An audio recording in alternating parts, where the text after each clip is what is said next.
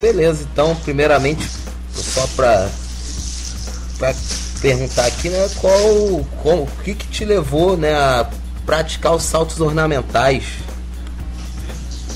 Eu sou natural de Brasília e eu comecei a saltar com 9 anos na piscina da Secretaria de Esporte do Distrito Federal. E meus pais, eles sempre incentivaram bastante, tanto eu quanto meu irmão, a praticar esporte, independente da modalidade. Eu comecei no judô, aí depois passei para natação, e da natação comecei a fazer saltos ornamentais. E tanto eu quanto meu irmão éramos bem agitados, né? Eram crianças bem agitadas, e eu acho que esse foi um dos fatores que contribuíram. Acho que eles queriam que a gente gastasse aquela energia no esporte. E foi por acaso, comecei nos saltos ornamentais, bem por acaso. Uma vez por mês, o professor de natação, ele liberava os atletas a escolinha a pular na plataforma de saltos. E aí essa brincadeira começou a ficar mais interessante para mim do que a própria escolinha de natação. E aí o professor dos saltos na época, que era o Giovanni Casile, ele percebeu que dali poderia sair algum talento, né? E aí me convidou para fazer a escolinha em 93. E a partir daí eu comecei e não parei mais.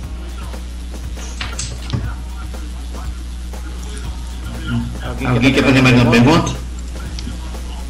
A partir desse momento que foi para a escolinha, como é que foi a trajetória, assim, qual clube que você passou, assim, por tudo mais?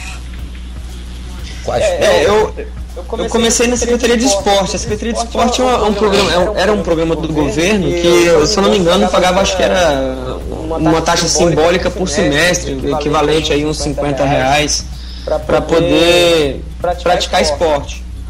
E aí eu fiquei nessa escolinha, era 2 vezes na semana, terça e quinta. Aí lá para os 15 anos eu comecei a levar o esporte mais a sério, um pouquinho mais a sério, quando eu participei do meu primeiro campeonato sul-americano, na Colômbia. E aí dos 15 aos 17 eu estava ainda mais ou menos, eu não sabia exatamente o que eu queria, aquela fase da vida que a gente entra na faculdade também, e aí começa uma certa cobrança dos pais, até que com 18 anos, 17 para 18 anos, eu resolvi que eu ia tentar ser atleta meio que é profissional, a gente sabe que não é profissional, mas levar o esporte muito a sério. E aí com 17 anos eu comecei a me dedicar para valer 100%, passei a estudar à noite para poder buscar o melhor que eu pudesse ser dentro do esporte. E aí isso foi com 18 anos, aí com 4 anos depois eu estava na Olimpíada de Atenas, na primeira final olímpica lá que eu participei. Falando da final olímpica, né? Como você encarou, porque foi um dia, provavelmente deve ter sido o dia mais importante da sua vida, né? Chegar numa final olímpica não é para todo mundo. Muitos ficam na primeira rodada, no caso dos saltos ornamentais, né, que são divididos em 3 fases, que é a primeira rodada, tem a semifinal e tem a final. Não é todo mundo que chega entre os 12 melhores do mundo. Como foi, falando desse dia em Atenas, como foi estar na final olímpica? Quando eu penso no dia, eu lembro que eu estava muito concentrado. Eu acho que a gente acaba que não curte muito, a gente não entende quando está vivendo aquele momento de competição, a gente não tem a noção exata do que aquilo representa. E no meu caso aconteceu isso, eu tinha 21 anos e eu estava muito concentrado na competição. Para mim era mais uma competição, eu sei que era importante e tal, mas não tinha aquela noção exata, que era uma final olímpica e tal. Aí depois, quando passa alguns anos, é que a gente tem aquela noção exata. E realmente é um dia que fica marcado na história. Foi a primeira Olimpíada e está competindo com atletas que já tiveram medalhas olímpicas, atletas com grandes nomes, aqueles adversários que eu costumava assistir na televisão, de repente eu estou competindo junto. É um dia que fica guardado realmente, mas que na hora, tanto em Atenas, que eu fui finalista, como em Pequim, que eu fiquei nas preliminares, e em Londres, que eu fui até a semifinal, a gente naquele momento ali, acaba que a concentração, né, aquela tensão por pensar na técnica, e no que tem que fazer é tão grande que a gente não tem uma noção do geral, a gente tem uma noção do específico. É meio que a ficha não caiu na hora, só caiu depois, né? Exatamente, na hora a gente tá ali, é muito concentrado, é muito tenso, é muita coisa para pensar ali nos detalhes que o treinador pede, é concentrar bem entre um salto e outro, é uma coisa muito específica, então a gente só vai ter aquela noção do que foi daquilo depois, quando você está em casa, tranquilo, vendo alguns vídeos, é mais ou menos assim. Uma pergunta, gente. Rodrigo, Marcos? Não, eu ia só perguntar para ele, né, que ele teve a última competição dele no Grand Prix, né, que foi a medalha de prata. Queria que ele falasse um pouco sobre essa competição, né, que você só ficou atrás do chinês, não é? Fala um pouquinho sobre como é que foi essa competição em Porto Rico. Lá em Porto Rico foi uma competição interessante, porque na semana anterior, no Canadá, eu machuquei durante um treino. Eu fui fazer um salto lá no treinamento no dia anterior à prova e as minhas pernas falharam durante um salto. E aí eu acabei batendo a cara na água. Aí isso aí me tirou da prova, né? Eu não tinha condições, porque meu olho inchou. E aí como ele inchou, ele fechou um pouco pela metade. Só o lado direito, o olho direito. Aí eu conversei lá com o médico que me atendeu e tal, com o treinador, e a gente achou melhor abandonar. Então aquela semana anterior eu não treinei. Isso acaba que me tirou um pouquinho do ritmo. Mas aí na semana seguinte em Porto Rico eu consegui entrar no ritmo de competição na final. Pra falar a verdade, a preliminar e a semifinal eu não saltei como eu gostaria. Mas a final foi muito bem. E dessa vez o chinês acabou me dando troco, porque ano passado eu tinha ganhado desse chinês. Do que ganhou a prova esse ano. Então foi uma prova boa, porque eu acho que, se eu não me engano, primeira rodada eu estava em 4º lugar, segunda rodada terceiro, depois eu fiquei em terceiro, passei para primeiro na 4ª rodada, aí na 5ª e na 6ª eu fiquei em segundo. Então foi uma competição bem disputada, uma competição interessante, que eu consegui, apesar de não ter treinado 100% na semana anterior, eu consegui manter a calma ali e valer um pouco a experiência que eu tenho aí de alguns anos de saltos mentais. Rodrigo, pergunta? Eu ia comentar essa relação mesmo tua com Porto Rico, que sempre traz bons resultados. Eu tenho uma outra pergunta aqui, não sei se você acompanha muito a TV aberta no Brasil, mas o Caldeirão do Hulk, ele tem promovido um quadro chamado Salt Boom, que ele trata os saltos ornamentais, né? Exato. Como que você vê essa divulgação pro esporte, saltos ornamentais? Tem alguma importância, tanto para a criação de novos atletas, quanto para as pessoas olharem mais para o esporte? Se fizer algo positivo para essa divulgação em TV aberta, principalmente Rede Globo, que é maior? Com certeza, foi uma ótima iniciativa que a Rede Globo teve junto com a Confederação, com o Eduardo. Tenho que parabenizar o Eduardo também, que intermediou esse programa. Todo mundo ali dos saltos mentais ficou envolvido. Eu tenho acompanhado sim aqui dos Estados Unidos, e eu tenho certeza que vai despertar pelo menos o interesse de muita gente, né? Eu acho que os saltos ainda é um esporte para poucos, que poucos conhecem. Muitas vezes eu ainda tenho que explicar que os saltos, quando eu falo que faço saltos mentais, aí eu sempre tem alguém, aquele da piscina, natação, aí você fala, não, da trampolim, que tem que saltar. Tá. Sabe aquela cara de quem não conhece? E quando a Globo ela abraça um programa desse, eu acho que facilita muito. E quem sabe aí no futuro a gente possa ampliar, né, o número de praticantes, que acho que esse é um fator que pesa muito para que os nossos resultados não sejam ainda melhores do que nós temos hoje. Hoje a gente depende muito ainda do Hugo Paris, da Juliana Veloso, de mim. Alguns atletas têm aparecido, mas quando a televisão entra, eu acho que a tendência é sempre aumentar o esporte e melhorar. Você falou, né, nessa questão da renovação, né, do Brasil nos saltos ornamentais.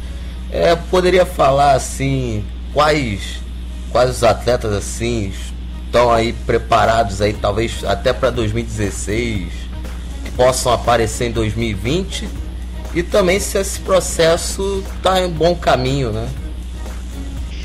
Eu acho que o Brasil hoje ele melhorou. Alguns atletas apareceram já e estão despontando, inclusive no Canadá a Giovana Pedroso, ela foi finalista na prova do plataforma de 10 metros. Isso eu acompanho há alguns anos, e a última vez que o Brasil tinha levado um atleta nas finais tinha sido a Juliana, talvez há uns 7 anos atrás, nas finais do Grand Prix.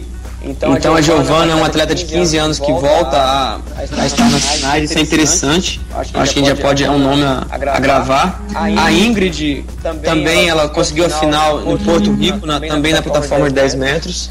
Nós temos também no Brasil o Isaac, que é um garoto de 16 anos também, que pode ter um bom futuro aí pela frente. A Andressa Mendes, que foi pro Pan-Americano de 2011.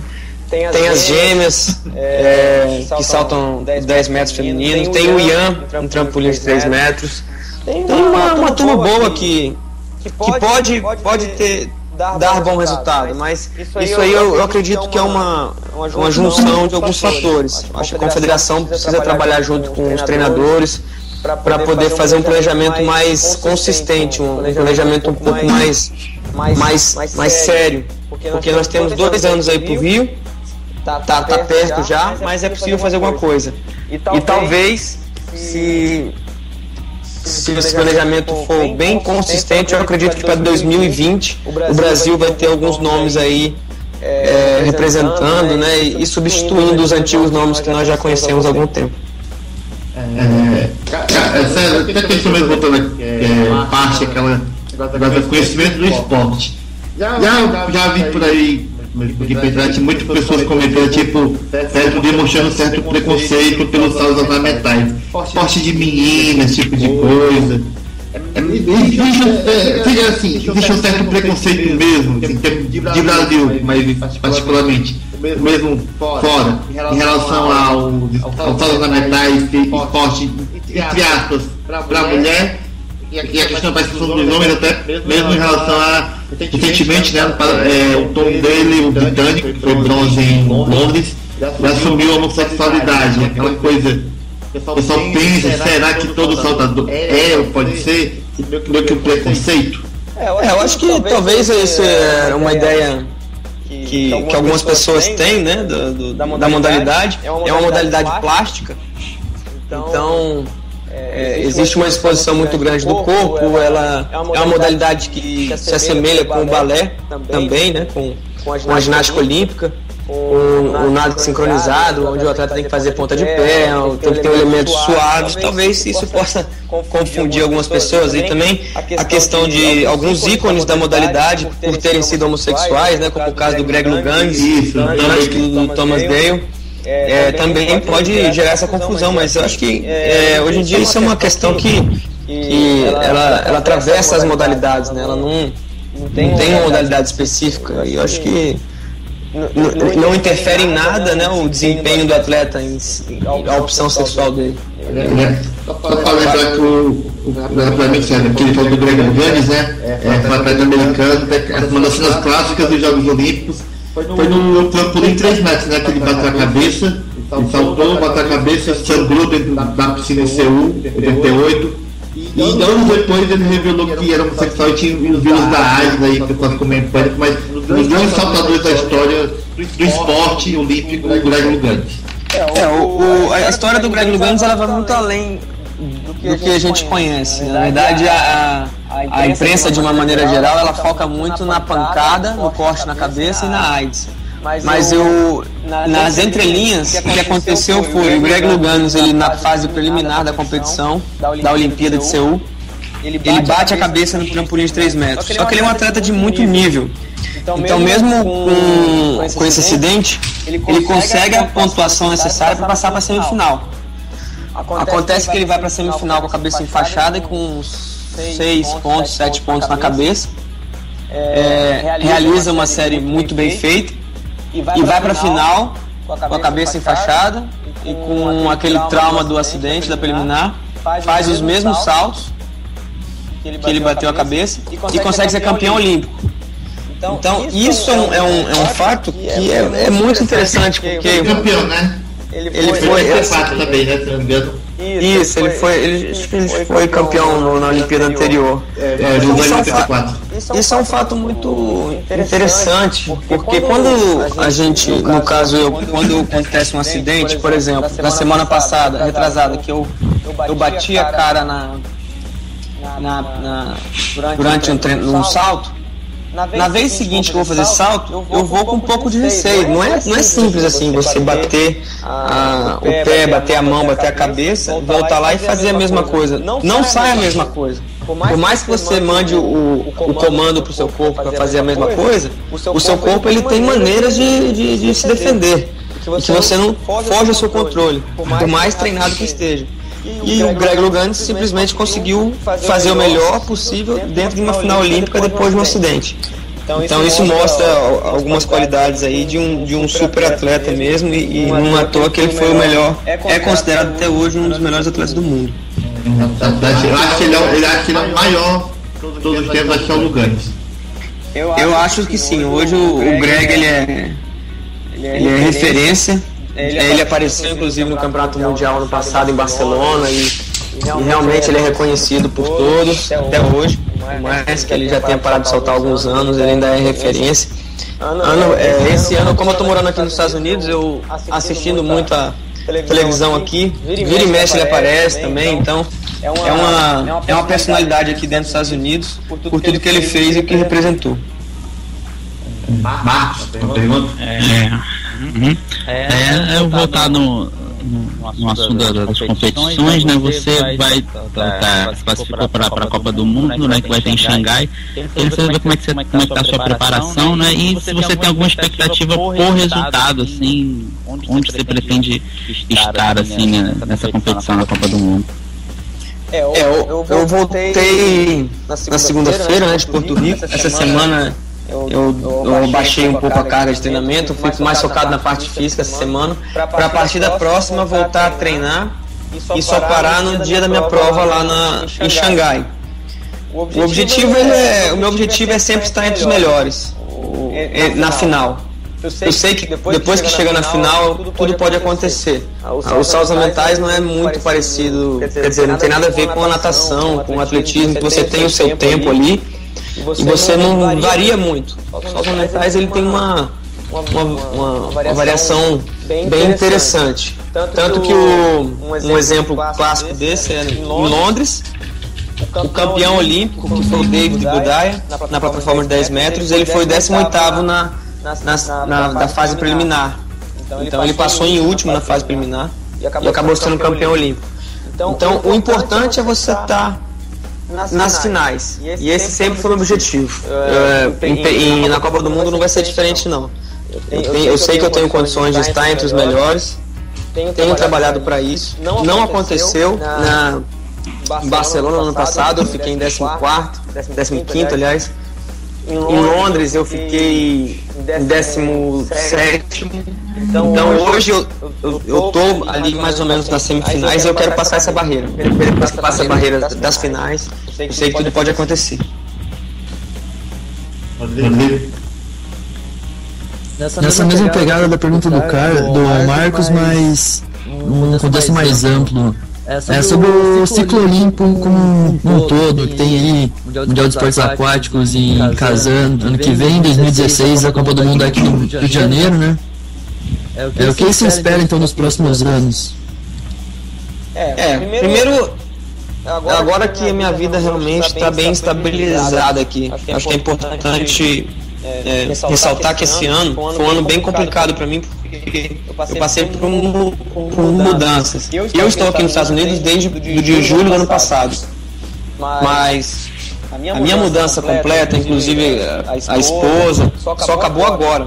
Então agora eu estou com a vida estabilizada aqui e agora eu posso fazer um planejamento consistente, bem concreto para o Mundial, Pan-Americano, Mundial e Olimpíada. O meu objetivo hoje ele é trabalhar bastante os saltos com maior grau de dificuldade, porque eu sei que esse é um fator que me limita nos grandes eventos. Quando eu chego no campeonato mundial, por mais que eu salte muito bem, eu ainda fico atrás porque um chinês, um russo e um australiano chega lá e faz um salto um grau de dificuldade mais alto. Eu acabo que dependo do erro deles. Então hoje a minha estratégia é melhorar esse grau de dificuldade e isso é o que eu vou fazer agora. Eu sei que para melhorar esse grau de dificuldade eu preciso também melhorar a minha condição física. Hoje eu tenho que trabalhar dobrado aí a minha parte física para poder aguentar o ritmo de treino, ganhar explosão, massa muscular e ter um bom nível para competir com o pessoal. Então o objetivo é esse: melhorar a condição física, melhorar o grau de dificuldade da minha série para poder chegar junto com os grandes nomes da modalidade aí quando estiver nas finais. Felipe? Eu acho que é um pouco ainda cedo para falar, né? Mas eu gostaria de perguntar se você já tem alguma expectativa quanto sua participação nos Jogos Olímpicos aqui no Rio de Janeiro, né? Se uma medalha é indispensável, se mesmo um resultado positivo já deixaria feliz, se a exposição, né, do esporte já basta assim para até as Olimpíadas tem um chão. Temos aí o Mundial, Pan-Americano, Copa do Mundo e a Olimpíada. É um processo. E o meu objetivo é sempre, como eu falei, é estar nas finais. Falar em medalha é muito complicado. Realmente hoje a realidade minha é estar nas finais. Eu sou um atleta que tem condições de estar nas finais. Ser medalha ou não é muito complicado falar isso. Tem outros atletas aí que já estão há bom tempo, que fazem uma pontuação mais forte, tem uma série mais forte. Eles são os grandes favoritos. São os chineses, os dois russos, nós temos os mexicanos, americano, alemão. São atletas que estão nas cabeças. Mas é que eu sou um atleta muito competitivo. Então, na hora H mesmo, eu consigo manter a frieza e fazer muito bem feito o que eu treino. É uma grande vantagem minha. Mas eu tenho alguns fatores limitantes que eu vou trabalhar até lá. Mas hoje, o meu objetivo, uma coisa que me deixaria muito satisfeito e contente com a minha carreira é encerrar a minha carreira, a minha participação olímpica entre os 12 melhores. Esse é um grande resultado, que é uma realidade possível e é o que eu treino para isso. Agora saindo um pouco do contexto da competição em si, tenta ver como você enxerga toda essa...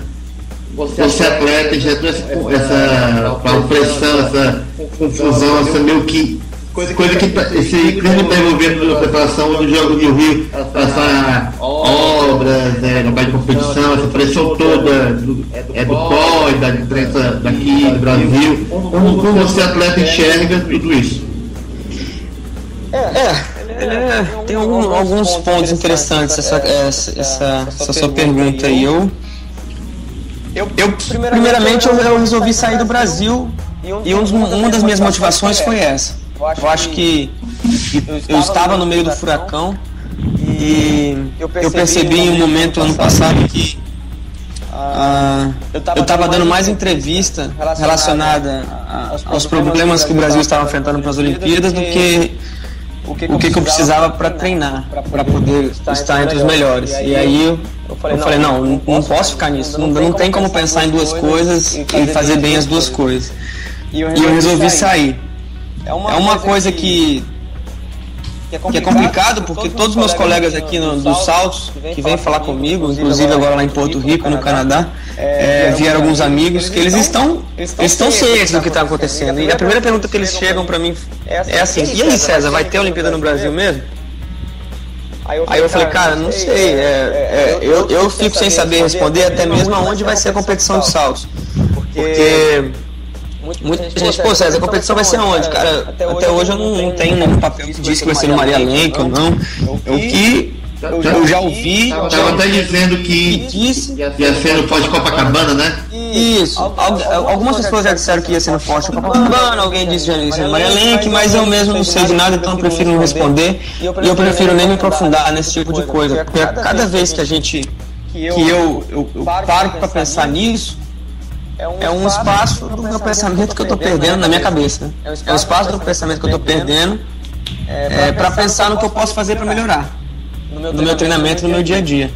E eu acho que são duas coisas completamente diferentes, eu preferi me afastar e meio que focar mais no treino. E de repente, em algum momento da carreira, aí, depois que eu parar, eu possa me inteirar mais disso. Mas é complicado, é uma coisa meio chata, não é muito agradável, não.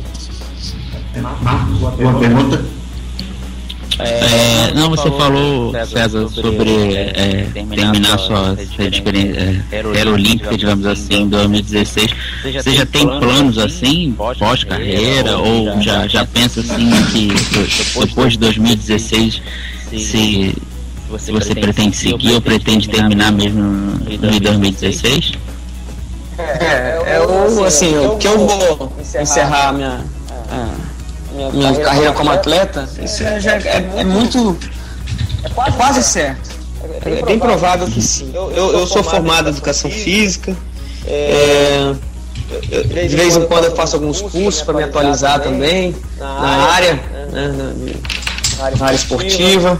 Eu estou aqui nos Estados Unidos, eu estou também envolvido aprendendo o inglês um pouco melhor. Então, de certa forma, eu sempre penso também o pós. Eu sei que a carreira de atleta ela é bem curta, apesar de que a minha ela conseguiu se estender bastante, mas eu sempre tive isso na cabeça, que eu precisava ter uma vida paralela, porque uma hora eu sei que vai acabar e eu vou ter que começar do zero. Eu não vou mentir que em alguns momentos, principalmente nos momentos pós-Olimpíada, as dúvidas elas aumentam em relação ao futuro. Mas depois que os anos vão passando e eu começo a voltar a treinar, focar para a Olimpíada, eu acabo relaxando um pouco em relação a isso.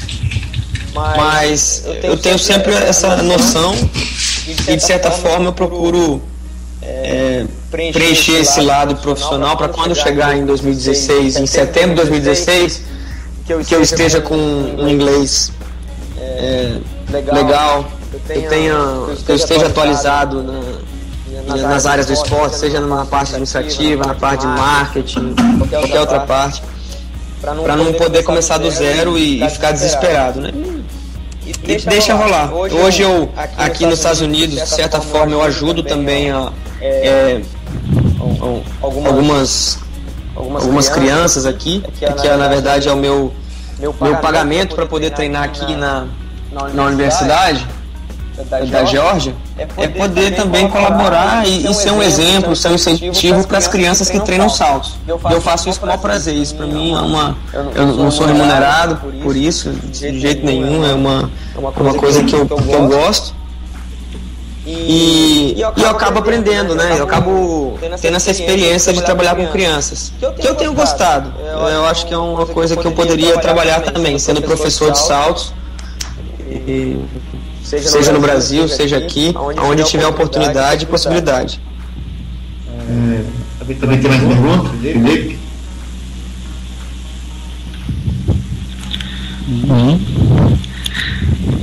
Muito legal. Felipe, tem uma pergunta? Eu acho que tá bacana, tá legal sim. Se puder deixar algumas palavras pro pessoal que deu surto. Bom, primeiramente eu agradecer vocês, né, por dar essa oportunidade de falar de saltos ornamentais, né, principalmente numa época de Copa do Mundo de Futebol no Brasil. É interessante. E acho assim que, infelizmente, hoje eu não posso dizer que quem quer praticar saltos procure uma piscina mais próxima, porque são poucos os lugares. Eu espero que hoje em dia que o pessoal que esteja lendo aí, ouvindo, que pode fazer saltos no Rio de Janeiro, em São Paulo, Campinas, Belém ou Brasília. Hoje em dia o Saus é mais focado nisso, mas que eu sonho que um dia o salto seja maior e que quem se interessa pela modalidade aí possa procurar e ter um acesso mais fácil. Também aí para finalizar, agradecer também o Mackenzie, que é o meu patrocinador aí há 11 anos, que um dos fatores que eu estou até hoje também é eles, junto com os Correios e o time Brasil.